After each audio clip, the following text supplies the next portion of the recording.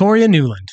So if you haven't heard of her, which I hadn't really, I heard the name, but I didn't really know who she was or anything until I started doing a little bit of uh, diving in. I saw a video where they were talking about her, and then I just kind of started doing a little bit of deep dive on her. She is she's a pretty influential person, we'll say. She means something. So I'm going to read this article, and this is Kiev Post. This is a Ukrainian uh, article. So you're going to get that end of the spectrum, which is nice to see what they're saying about U.S. politics or a U.S. politician. So who's afraid of Victoria Nuland? The U.S. government officially or U.S. government official has had her finger on the pulse of America's relationship with Ukraine longer than most, but a recent talk to an audience in Kiev is raising concerns. She's 62, by the way, this woman. By some accounts, primarily those of anti-neocons, anti-globalists, anti-Atlanticists, Trumpsters, Putinistas, run-of-the-mill conspiracy theorists, or any amalgam thereof, Victoria Nuland is, along with George Soros and Hillary Clinton, one of the most nefarious emanations of America's satanic quest to police the world into its own likeliness. Wow. Or likeness, I should say. That was a mouthful. A bit of a wordy paragraph there, but all right, here we go. For those unaware, 62-year-old Victoria Nuland is the current U.S. Deputy Secretary of State. She served in the Obama administration in various capacities, and by the time Ukraine's Revolution of Dignity exploded, she was Assistant Secretary of State for European and Eurasian Affairs. So just so for some context, Hillary Clinton was the Secretary of State. So the Secretary of State has a lot of power. Secretary of State is essentially would be maybe the fourth or fifth most powerful person in U.S. government. So this is a woman that wields a lot of power. In the George W. Bush administration, she was initially foreign policy advisor to Vice President Dick Cheney. Ooh, that's anybody who's affiliated with Dick Cheney seems to be shady as shade, as far as I'm concerned. Which earned her the reputation as Uberhawk, after which she became ambassador to NATO.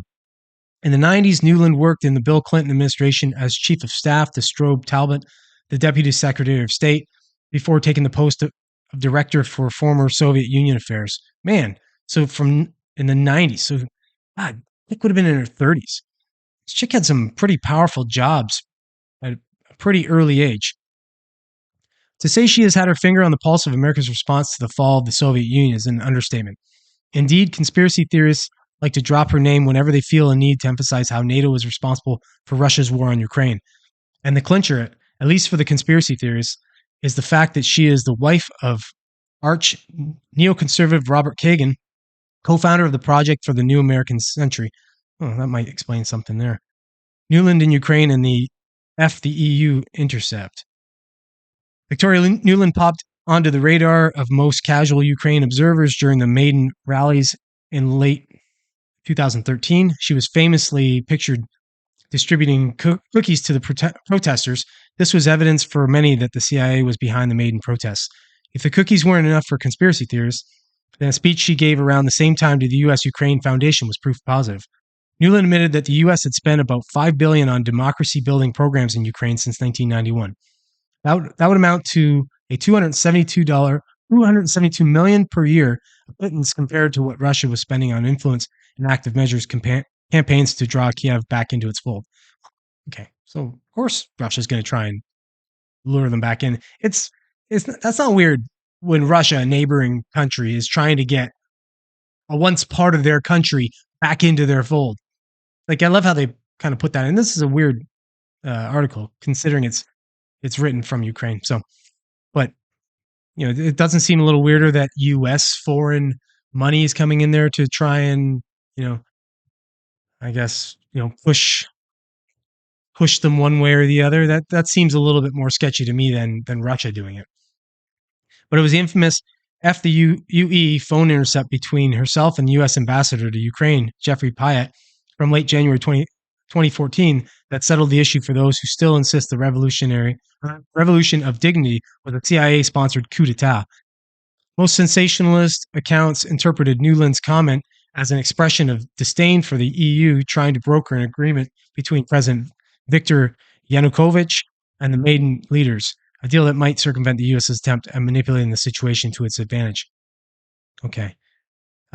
This is a pretty wordy, heavy article here.